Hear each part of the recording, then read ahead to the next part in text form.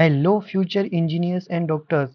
आज की ये वीडियो देखने के बाद आपके एग्ज़ाम में 8 से 10 मार्क्स होने वाले हैं 101% श्योर, क्योंकि आज की इस वीडियो में हम लोग केमिस्ट्री के कुछ ऐसे फॉर्मूलाज डिस्कस करने वाले हैं जिनसे एग्ज़ाम में 1 से 2 क्वेश्चन तो आते ही आते हैं। तो चलिए विदाउट टाइम वेस्टिंग वीडियो को स्टार्ट करते हैं। सो हमारा फर्स्ट फॉर्मूला है ideal gas equation. PV is equal to nRT। ये ideal gas equation thermodynamics and state of matter से ये फॉर्मूलाज आता है और ये काफ़ी इम्पोर्टेंट होता है क्योंकि this formula central question from state of matter and thermodynamics. Thermodynamics और स्टेट ऑफ मैटर्स के कुछ ऐसे क्वेश्चन आते हैं जो आइडियल गैस इक्वेशन लगा करके सोल्व होते हैं। तो PV is equal to nRT ये फॉर्मूला होता है, ठीक है। P is equal to pressure, V volume होता है, N नंबर ऑफ मोल होता है and R is the universal gas constant and T is the temperature in kelvin here. काफ़ी क्वेश्चन जो है इस फॉर्मूला से जो है सोल्व हो सकते हैं। ये फॉर्मूला काफ़ी इंपॉर्टेंट है एग्जाम पॉइंट ऑफ व्यू से। चलते हैं हम लोग नेक्स्ट फॉर्मूला की तरफ। तो वो है equilibrium constant. Basically chemical equilibrium chapter से ये फॉर्मूला जो है आता है, जिसमें हम लोग किसी भी बैलेंस्ड केमिकल रिएक्शन का इक्विलिब्रियम कांस्टेंट निकाल सकते हैं। Kc उसको डिनोट किया जाता है और ये होता है प्रोडक्ट की कंसंट्रेशन डिवाइडेड बाय रिएक्टेंट की कंसंट्रेशन। और इनकी पावर में जो होता है ये इनके कोफिशिएंट्स होते हैं। जैसे किसी भी रिएक्शन को मैं AA plus VB is equal sorry which gives C plus D capital D।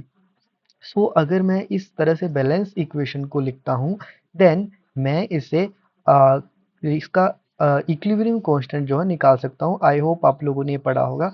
हम लोग इसमें बस फॉर्मूलाज को रिवाइज कर रहे होंगे इस वीडियो में। हम लोग ज़्यादा डिटेल में डिस्कस नहीं कर रहे होंगे। ये एक रिवीजन पॉइंट ऑफ व्यू से वीडियो को बनाया गया है। ये फॉर्मूला काफ़ी इंपॉर्टेंट है एग्जाम पॉइंट ऑफ व्यू से। बढ़ते हम लोग अगले फॉर्मूला की तरफ। देन वो है हमारे पास नर्नेस्ट इक्वेशन, जो कि इलेक्ट्रोकेमिस्ट्री से आता है एंड ये काफ़ी इम्पोर्टेंट फॉर्मूला है, ये काफ़ी इम्पोर्टेंट इक्वेशन है क्योंकि इससे हम लोग जो है किसी भी सेल का हम लोग इलेक्ट्रोड पोटेंशियल निकाल सकते हैं किसी भी नॉन स्टैंडर्ड कंडीशंस के ऊपर। जहाँ पर ये इस तरह से लिखा होता है E, जो E is equal to E naught minus 0.0591 divided by N log Q। ये बेसिकली देता है हमें कि जहाँ पर E होता है cell potential under non-standard condition and E naught is standard electrode potential where N is number of electron transferred and Q is the reaction quotient। I hope आप लोगों ने ये फॉर्मूला पहले से पढ़ रखा होगा, मैं जस्ट आपको रिवाइज करवा रहा हूँ इस फॉर्मूला को। देन हम लोग अगले फॉर्मूला की तरफ बढ़ते हैं, दैट इज अर्हीनियस इक्वेशन। ये हमारे पास रिएक्शन काइनेटिक्स या फिर केमिकल काइनेटिक्स जो हमारे पास चैप्टर होता था उससे ये फॉर्मूला निकल करके आता है और ये फॉर्मूला बताता है कि टेम्परेचर के साथ रेट कांस्टेंट जो है किस तरह से चेंज हो रहा है। के इज इक्वल टू ए ई की power minus E A upon R T, where K is the rate constant, A is the frequency factor, EA is activation energy and R is the gas constant and T is the temperature in Kelvin। ये काफ़ी important formula है क्योंकि इससे हम लोग temperature effects को study कर सकते हैं या मतलब उसका पता लगा सकते हैं। देन हमारा लास्ट फॉर्मूला है gives free energy. Gives free energy आपको बेसिकली पता है गिव्स फ्री एनर्जी होती है कि energy available for doing useful work.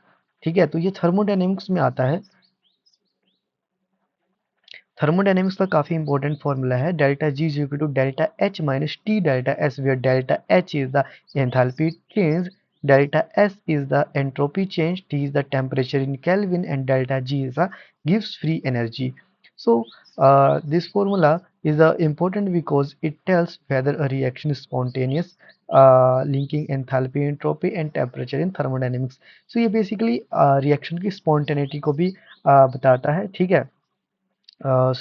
इस तरह से ये हमारे 5 फॉर्मूलाज थे जो काफ़ी इंपॉर्टेंट है एग्ज़ाम पॉइंट ऑफ व्यू से, और आप इनके ऊपर जो है एक एक क्वेश्चन ट्राई करके ज़रूर जाएं एग्ज़ाम में, क्योंकि इनसे काफ़ी ज़्यादा पॉसिबिलिटी है कि इन फॉर्मूलाज के ऊपर कई बार डायरेक्ट क्वेश्चंस भी आते हैं कि हम लोगों को डायरेक्ट वैल्यू को पुट करना रहता है और सीधा आंसर निकल आता है। जेई मेंस में तो ऐसा काफ़ी बार होता है, बट मतलब देन हमारा अगला अगला क्या, अब तो हो गया video end. So then thank you. And इस एंड चैनल को सब्सक्राइब कीजिए, लाइक कीजिए, शेयर कीजिए।